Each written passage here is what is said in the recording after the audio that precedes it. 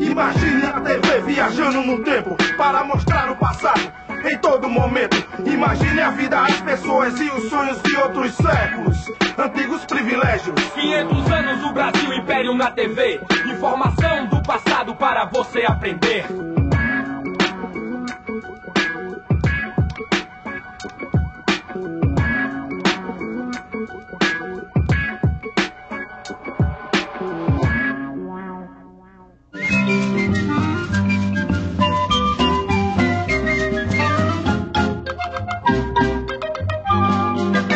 O período que vai do final do século XVIII até o início do século XIX tem um grande significado para a história do Ocidente.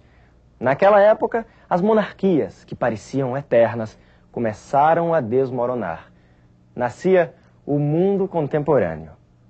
A Europa ingressa no século XIX com uma nova forma de pensar e num clima de guerra. Napoleão Bonaparte, imperador da França, desafiava o poder dos reis absolutistas. Em 1806, já era senhor da Europa Ocidental. Mas e em Portugal? Como está a situação aí, Joaquim Vaz? Muito difícil. A França ameaça invadir o país se o príncipe Dom João não declarar guerra à Inglaterra. No entanto, há muito tempo que Portugal depende economicamente dos ingleses. Creio que não há outra saída, senhores. Ou a coroa portuguesa sucumbe diante do exército francês, ou retira-se provisoriamente para o Brasil. Mas Dom João precisa da garantia de proteção da esquadra inglesa durante toda a viagem. Of course. E em troca vamos tirar muitas vantagens, é claro.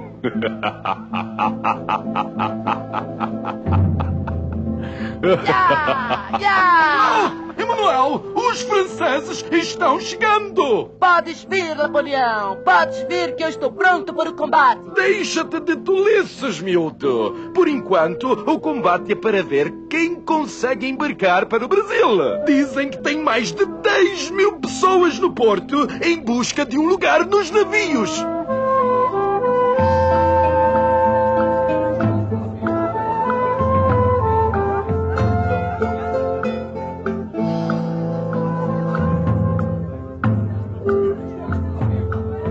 Pai, e o que vai ser de nós sem o príncipe? Serviçais, como sempre fomos, ó. Coloca este baú no navio e volta para pegar o restante das coisas. Sim, senhor.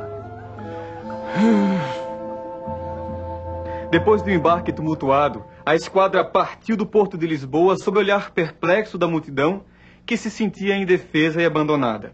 Em março de 1808, as embarcações portuguesas entram na Baía de Guanabara. O desembarque da corte é um dos maiores acontecimentos da história do Rio de Janeiro. A população, em peso, compareceu ao porto para ver de perto o primeiro monarca a pisar nas terras do novo continente.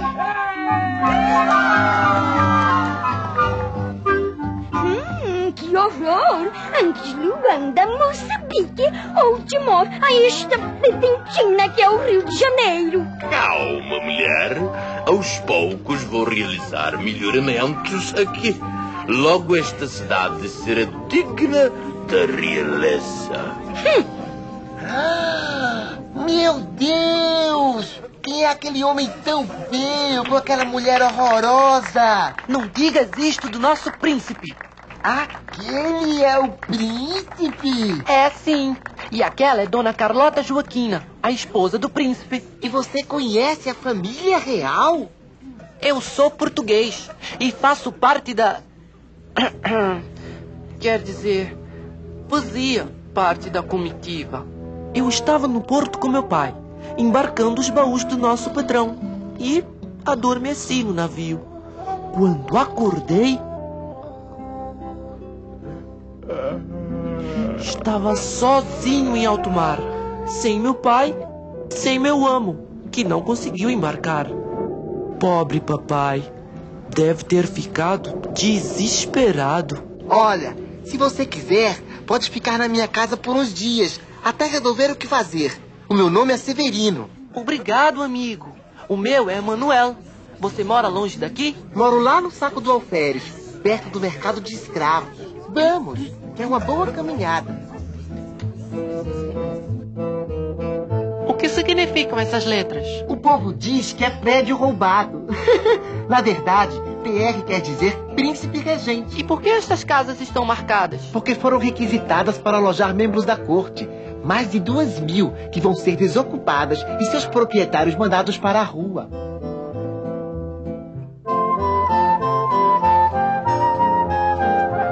E a sua casa também foi requisitada? Ah, nem o nobre ia querer morar na minha casa. Entra! Benção, pai. Deus te abençoe, filho. Este aqui é o Emanuel.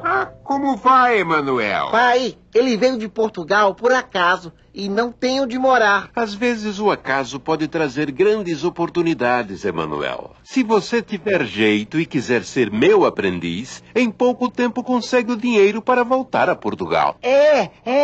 Essa cidade agora vai começar a crescer. O Alvará de 1º de abril é uma lei que permite o desenvolvimento de qualquer atividade industrial no Brasil.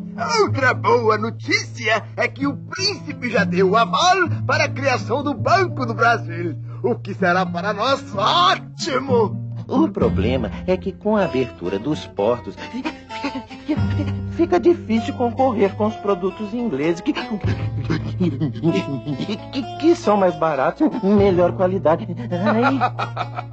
Não se enganem, meus senhores. O interesse dos ingleses é manter uma posição cada vez mais privilegiada no Brasil. A Inglaterra foi a maior beneficiária da abertura dos portos brasileiros às nações amigas. Até mesmo porque, naquele momento, era o único país europeu em condições de enviar embarcações ao Brasil.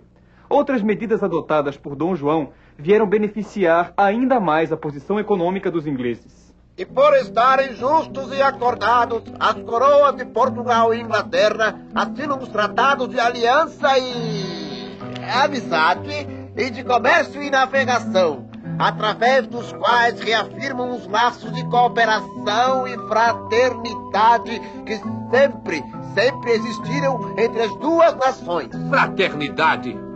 Eles querem mesmo tomar conta de vez do comércio no Brasil. Como se não bastasse a quebra do nosso monopólio no comércio com o Brasil, Dom João nos impõe mais um duro golpe. É um absurdo! Os portugueses pagando mais caro que os ingleses para comercializar com sua própria colônia. Essas novas taxas do Tratado de Comércio e da Navegação praticamente acabam com a nossa margem de lucro. Portugal fica cada vez mais em situação inferior. Se Portugal sofre um crescente abatimento econômico e moral, no Brasil acontece exatamente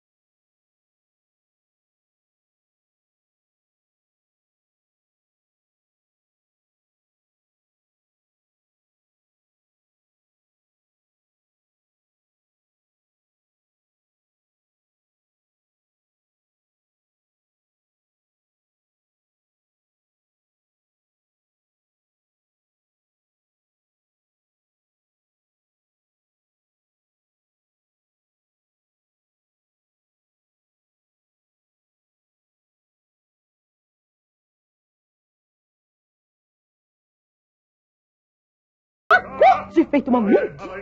Vai! Rio de Janeiro, março de 1814. Senhor meu pai, vossa bênção. Por aqui as coisas vão muito bem. Continuo trabalhando com o Sr. Januário e os negócios caminham bem. Após 7 anos da minha chegada, fico abismado com as mudanças ocorridas na cidade.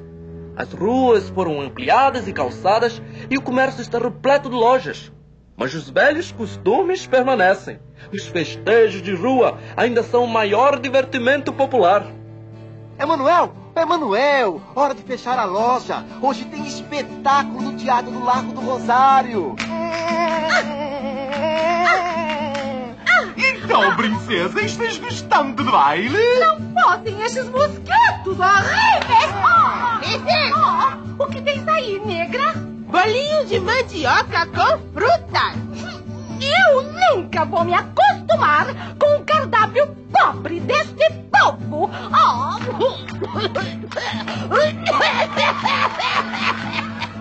Vai, princesa.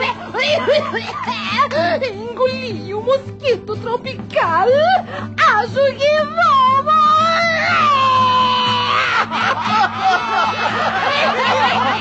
Falar da princesa em praça pública! Isso dá cadeia! Se os homens da intendência aparecerem aqui...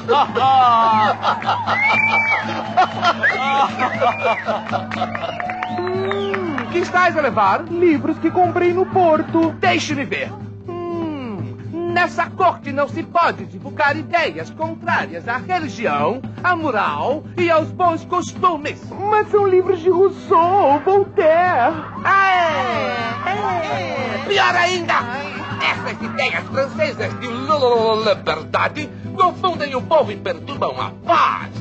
Estás preso. E tens de pagar pena de 200 mil réis. Mas eu não fiz nada. Sai. Lá vem os homens da intendência. Do Rio saem muitas novidades para as demais províncias. A presença estrangeira dá o clima cosmopolita à cidade, que mesmo assim conserva marcas profundas dos tempos da colônia. 100 mil réis. Quem dá mais é vendido para o senhor. A Baía de Guanabara é o maior terminal negreiro da América e os escravos representam mais de 35% da população do Rio.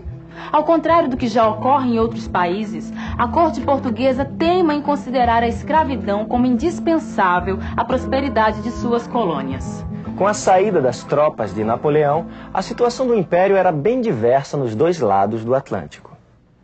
De um lado, Portugal, enfraquecido, sem rei, sem sua antiga posição. Do outro, o Brasil, sede da corte e com um vigoroso movimento de comércio. Conservar a unidade do Império nessa condição era uma tarefa bem mais difícil do que imaginava a elite brasileira. Nós, ingleses, preferimos que Vossa Alteza volte para a Europa. Majestade, é preferível ter um grande poder na América do que sujeitar-se totalmente à Inglaterra lá na Europa. Eu detesto tomar decisões importantes, mas está decretada a elevação do Brasil a Reino Unido de Portugal e Algarves. Severino, ouça essa notícia. Estourou uma revolta em Pernambuco e o governador da província fugiu para o Rio. E o que pretendem os revoltosos? Criar uma república junto com as outras províncias que aderiram ao movimento.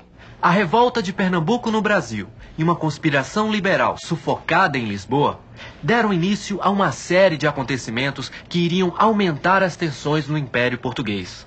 A aclamação de Dom João VI como monarca do Reino Unido reforçou o peso político do Brasil no Império Português, o que irritou ainda mais os súditos na Europa. Lisbonenses! Não temais as iras deste papão, pois não passa de um burro com pele de leão! Viva a Constituição! Viva! Viva a religião! Viva! Viva o rei! Viva! Viva! A Revolução Constitucionalista da cidade do Porto logo se espalhou por todo o país. O movimento propõe o fim do antigo regime e a elaboração de uma Constituição. Esse acontecimento teve grande repercussão no Brasil, de onde fala Tainá Funiô. No Pará e na Bahia já surgiram as primeiras manifestações de apoio ao movimento do Porto. Com o juramento do clero e das autoridades, a Constituição estabelecida pelas Cortes de Lisboa. Vamos ver a situação no Rio de Janeiro.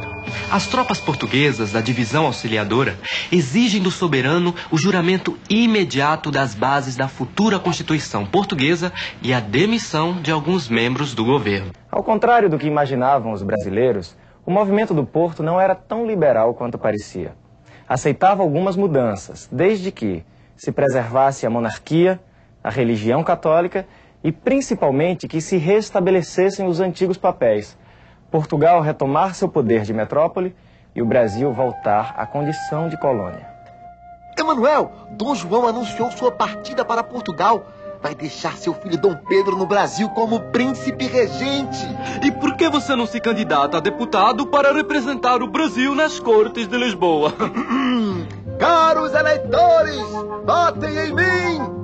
Vou defender uma Constituição que garante os direitos e liberdades individuais, que limite os poderes do soberano e que dê voz à sociedade. Muito bem, senhor deputado. Agora vamos nos juntar ao povo que prepara uma despedida especial para a corte no sábado de Aleluia. A simulação do enforcamento de alguns membros do governo, como o intendente da polícia e o comandante das forças militares, às vésperas do embarque da corte para Portugal, representava, simbolicamente, o espírito dos brasileiros com relação à autoridade portuguesa. Veja no próximo episódio como a partida de Dom João VI criou condições para o confronto entre forças tradicionais e renovadoras que iriam marcar as primeiras décadas do século XIX no Brasil.